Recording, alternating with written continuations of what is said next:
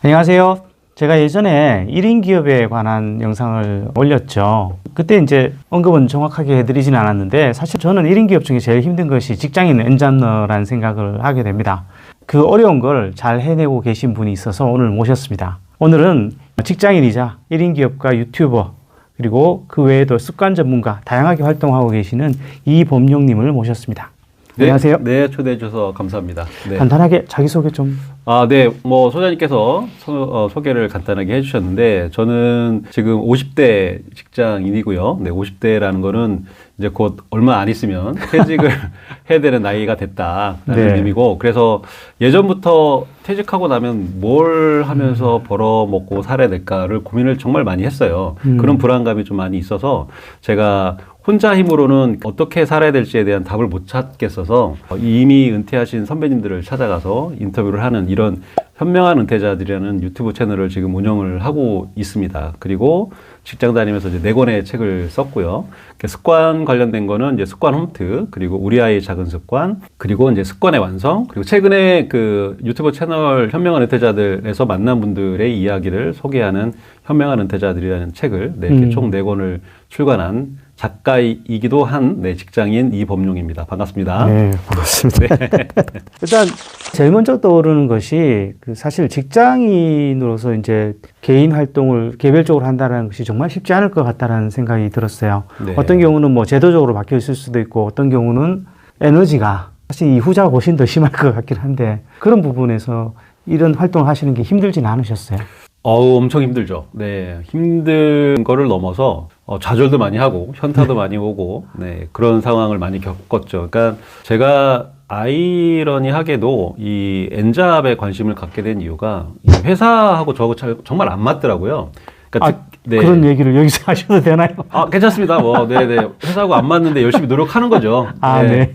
남이 시키는, 특히 이제 직급이 있는 이 조직에서 상사가 시키는 업무가 엄청난 많은 스트레스가 오고 동료들하고도 업무적인 스트레스가 많다 보니까 빨리 이 월급 말고 다른 수입 파이프라인을 만들어서 회사를 독립을 해야 되겠다. 이런 생각을 이제 옛날에 많이 갖고 있었죠. 네. 직장을 떠나서 내가 좋아하는 일을 하면서 살고 싶다라는 그런 야망을 갖고 한 10년 넘게 이렇게 도전을 했는데 어쨌든 그런 제 회사에 대한 불안, 언젠간 떠나야 된다는 불안, 그리고 내가 좋아하는 일을 하고 싶다는 이런 욕망, 이런 것들이 제 에너지, 내적인 동기를 많이 자극을 해서 이렇게 엔잡을 많이 도전을 한 것 같아요. 근데 쉽지는 않았습니다. 아침에 일찍 일어나야 되고 또 퇴근하고 업무적인 스트레스를 다 받고 이제 전장터에 나갔다가 다시 이제 집에 왔는데 또 일어나서 뭔가를 해야 되는 그런 상황이 녹록치는 않죠.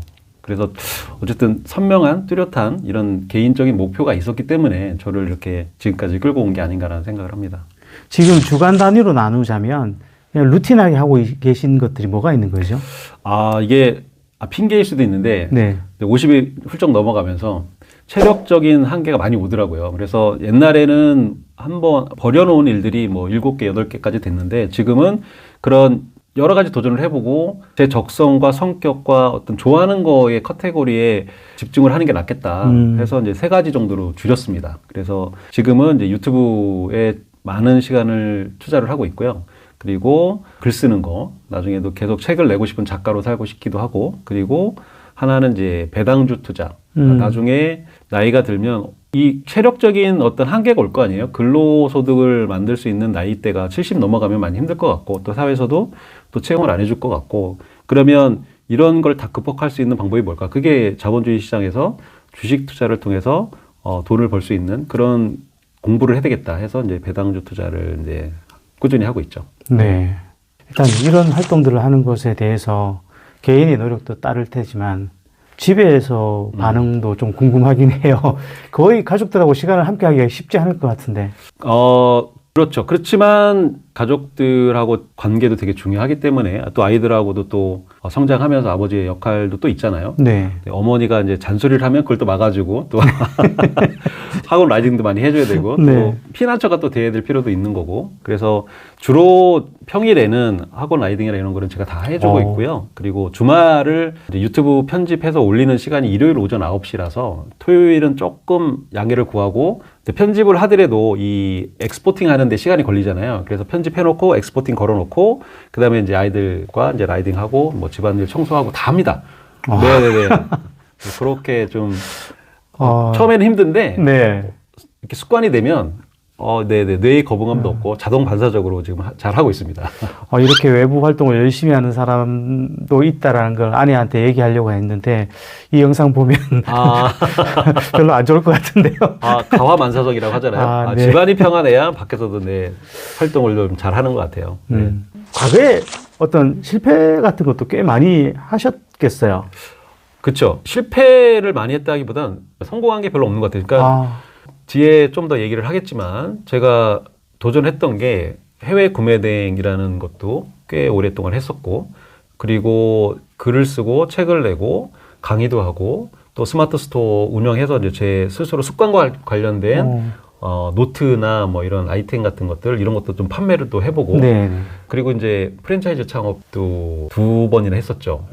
쌀국수 매장도 한 3년 운영하다가 결국 폐업을 했고 또 힐라세스도 이제 운영을 했는데 그건 5개월 만에 엄청난 돈을 까먹고 수업료죠. 수업료. 네. 까먹고 폐업을 했고 근데 유튜브도 지금 현명한 혜태자들 채널이 7번째 채널이에요. 그러니까 첫 번째부터 좀 구독자가 이렇게 늘어난 게 아니라 6번째 채널까지는 많은 시행착오를 겪고 실패하고 다시 열고 하다가 지금 7번째 채널이 그래도 좀 운이 좀 좋게 고령화 사회가 되면서 많은 분들이 채널에 대한 주제에 대해서 관심을 갖고 해서 지금은 이제 그래도 잘 운영을 하고 있죠. 네. 딱 들으니까 딱 그 단어가 떠오르네요. 혹시 중꺾 그 말하고 들어보셨어요?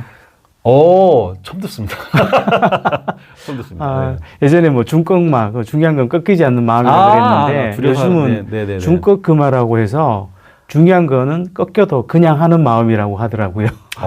그쵸. 네. 그러니까 저도 책을 좀 많이 읽었거든요. 1년에 한 70권, 80권까지 읽고, 뭐, 많은 해에는 뭐 100권까지 읽고 하면서, 1만 시간의 법칙이라는 책도 있었는데, 네. 1만 시간이 하루 3시간, 10년 동안 내가 좋아하는 일, 전문적인 일을 하면 전문가가 된다, 성공을 거둔다라는 거를 그 책이 이제 강조를 한 건데, 전 1만 시간을 넘겼거든요. 근데 거기서 말하는 성공이 어떤 성공인지 모르겠지만 목표가 제가 생각했던 것보다는 좀 많이 부족한 상태여서 늘 겸손하게 살고 있습니다. 그런 것들이 다 걸음이 돼 주신 것 같아요. 그렇죠. 그러니까 그게 제일 중요한 게 좀 전에 얘기한 그 꺾이지 않는 마음인 것 같아요. 넘어졌을 때 그 자리에서 다시 일어설 수 있는 용기가 있었기 때문에 그래도 퇴직하고 나서 뭘 하면서 어떻게 살아야 될까 그 불안의 강도가 제 주변 동료들하고 이야기를 해보면 되게 많이 불안해 하거든요. 맞죠. 그러니까 처음 겪는 일이기 때문에 새로운 세상에 첫발을 디뎌야 되기 때문에 되게 불안해 해요. 물론 준비해 놓은 것들이 있겠죠. 개인적으로 뭐 개인연금이든 아니면 국민연금이나 이런 것들을 제대로 뭐 잘 연금 같은 거는 잘 쌓아놨지만 이 일과 관련된 측면에서는 되게 불안해하죠. 그러니까 회사 업무만 하던 사람이 밖에 나가서 새로운 일을 찾는 것도 힘들고 좋아하는 일이 뭔지도 모르면서 지금 계속 가장의 역할을 하면서 힘들게 살아왔기 때문에 네, 그런 게 힘든데 저는 그래도 그런 측면에서는 내가 좋아하는 일이 뭔지를 알았고 내가 하고 싶은 일이 뭔지를 알았기 때문에 그것만으로도 남들보다는 한두 발짝 정도 앞에 있지 않나라는 생각을 하면서 자위를 하고 있는 거죠. 자기 만족. 어쨌든 이제 구독자가 거의 진짜 7만을 알아보고 있는 상황인 걸로 알고 있고 이만큼 올라오기 정말 쉽지 않았을 것 같은데 어떤 부분이 제일 어려웠어요? 지금 7번째 채널이라고 아까 앞에서 말씀을 드렸는데 제가 정말 유튜브 관련된 그 강의를 엄청나게 많이 들었어요. 비싼 돈을 주고 뭐 신사임당도 그렇고 자청이라는 사람도 있었고 그리고 예전에 이제 클래스 U나 뭐 이런 쪽에서 클래스 101이나 이런 쪽에 강의가 되게 많거든요. 한 대여섯 분의 그 100만 구독자 이상의 분들의 그 강의를 들었는데 제일 힘든 거는 뭐 물론 그거죠. 공을 들였는데 썸네일과 조회수 때문에 클릭이 안 나고 조회수가 안 나오면 그에 대한 실망감이 제일 크죠. 그거를 극복하기 위해서 강의를 들었고 그래서 깨우친 게 순서가 완전히 거꾸로 유튜브를 하고 있었다라는 거를 깨달았어요. 그게 보통은 먼저 섭외를 하죠. 섭외를 하고 질문지를 만들고 그다음에 제목과 썸네일을 정하는데 이렇게 하면 안 되더라고요. 그래요? 그 주제 안에서 썸네일과 제목을 만들어야 되잖아요. 컨텐츠의 내용에 따라서. 근데 먼저 썸네일과 제목을 만드는 거예요. 그러니까 예를 들어 제가 소장님을 모신다. 그러면 소장님에 대한 컨텐츠가 있잖아요. 그 컨텐츠에 대한 사람들이 뭐에 관심이 많은지 키워드를 먼저 선정을 하고 썸네일과 제목을 머릿속에 넣고 그거와 관련된 질문을 만드는 거죠.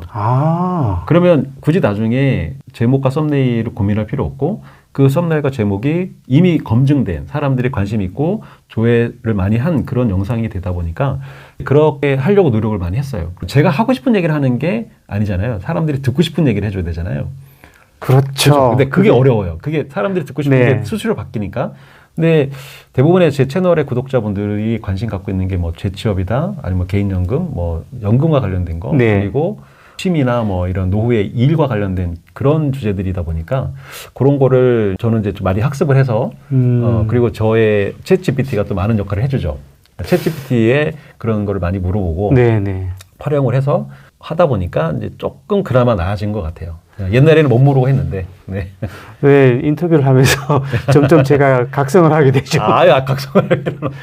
뭐 제일 궁금한 거는 사실은 지나가듯이 한번 말씀드렸던 것 같은데 도대체 이 에너지를 어쨌든 지금 하시는 것도 엄청난 것들이잖아요. 네, 그렇게 봐주시면 감사합니다. 결과 여부를 떠나서 개인이 이만한 노력을 기울인다는 게 정말 쉽지 않을 것 같은데 이 에너지 어떻게 유지하세요? 그러니까 저는 최대한 변수를 없애려고 노력을 했어요. 그러니까 직장 생활을 하다 보면 이게 매일매일 하는 게 되게 중요하다고 생각을 하거든요. 그럼요. 뭐 글쓰기든 아니면 뭐 영상을 편집을 하든 뭔가를 하든 습관이라는 게 그렇잖아요. 지속하는 게 되게 중요한데 처음에 시작은 잘 하지만 시작하는 것도 힘든 사람이 많죠. 근데 시작을 했다가 중도에 포기하는 분들이 건너뛰어서 그렇거든요. 금연도 그렇고 다이어트도 그렇고 중간에 하다가 뭐 오늘은 치팅데이다, 뭐 오늘은 뭐 그래서 담배 피고 뭐 맛있는 거 먹고 치맥 먹고 하는 것들이 다시 작심삼일 새로 마음을 먹으면 된다고 얘기를 하지만 새로 마음 먹기가 되게 힘들어요. 사람이 1년 동안 계속 느낀 대로 생활하다가 나중에 뭐 연말이나 1월 1일에 새로운 마음을 갖고 새로 시작하는 것들이 쉽지가 않잖아요. 1년이라는 시간을 버려야 그 마음이 생기는 건데 그 마음만 갖는 게 되게 힘든데 그래서 매일매일 하는 게 되게 중요해요. 그래서 직장 다니면 퇴근하고 나서 뭔가를 하려면 이게 변수가 너무 많잖아요. 야근도 할 경우도 있고 회식도 많고 그러다 보니까 또 집에 오면 아이들이나 아내의 기분 상태까지도 영향을 줄 수 있기 때문에 저는 새벽에 좀 많이 활용을 했습니다. 에너지를 자고 일어나면 배터리의 에너지가 100% 채워져 있는 시간이 아침이잖아요. 그러니까 뇌를 계속 쓰면 출근해서 업무를 하면서도 이 배터리의 에너지의 양이 계속 줄어들잖아요.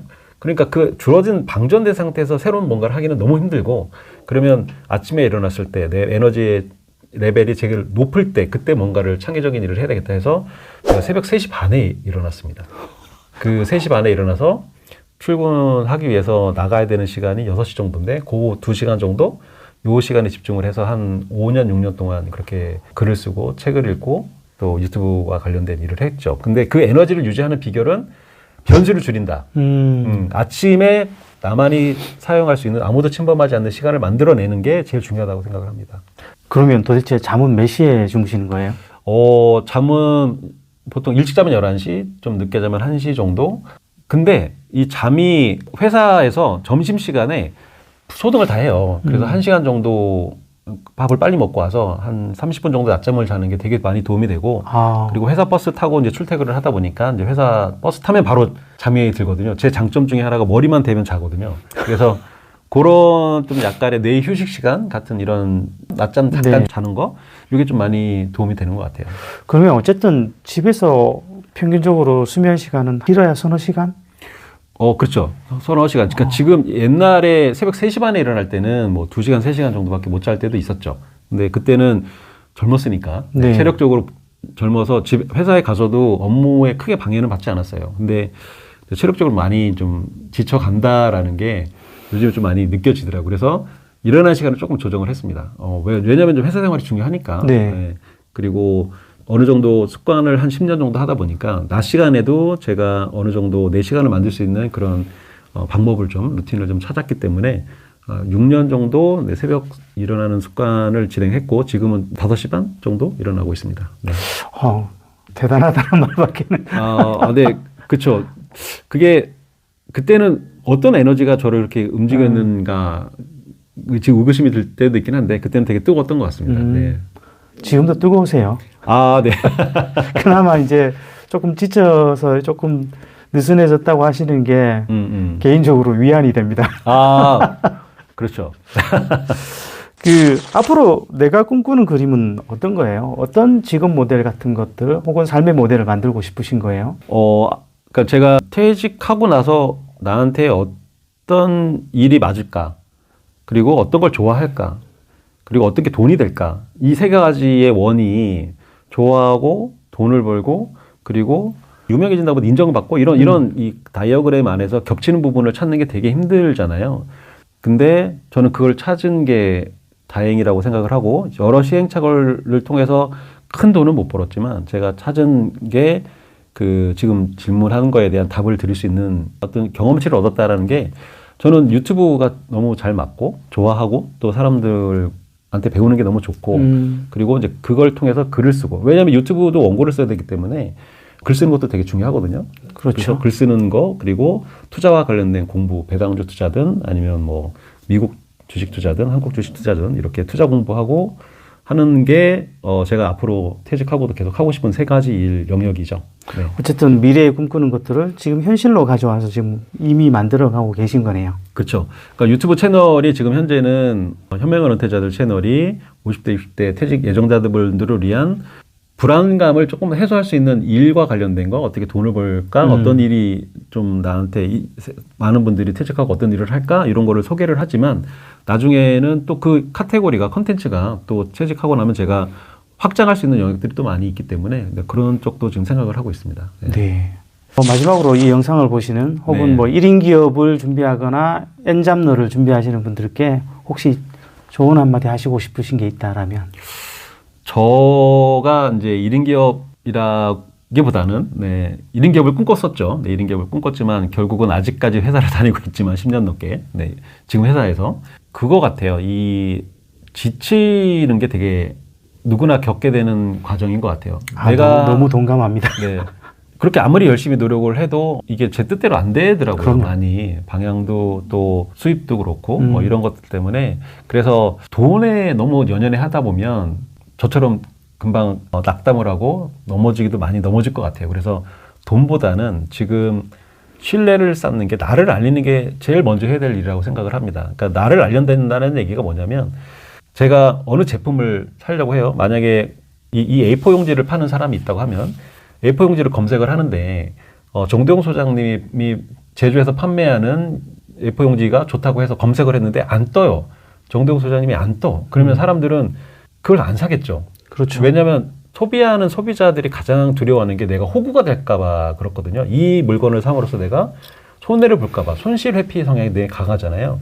근데 검색을 했는데 안 뜨면 그 제품은 안 팔리겠죠. 그러니까 그 밉 작업을 하는 게 되게 중요한 것 같아요. 그게 SNS를 통해서 내가 좋아하고 가고자 하는 방향의 컨텐츠에 대해서 한 줄이라도 매일 이렇게 글을 올리고 나를 알리는 작업, 검색했을 때 내가 나오는 그 작업을 해놓는 게 퇴직하기 전에 그렇게 해놓으면 나와서도 밑 작업이 되게 오래 걸리기 때문에 그런 작업을 미리 해두면 많은 도움이 될 거라고 생각을 합니다.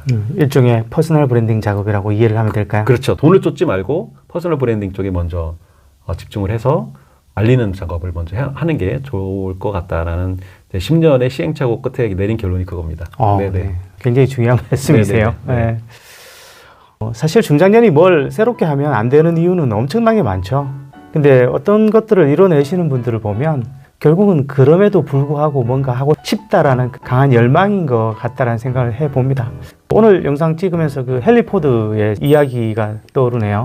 당신이 그걸 할 수 있다고 믿건 할 수 없다고 믿건 당신이 옳다. 그 말이 기억이 납니다. 네, 오늘 영상은 이것으로 마치겠습니다. 감사합니다. 네, 고맙습니다.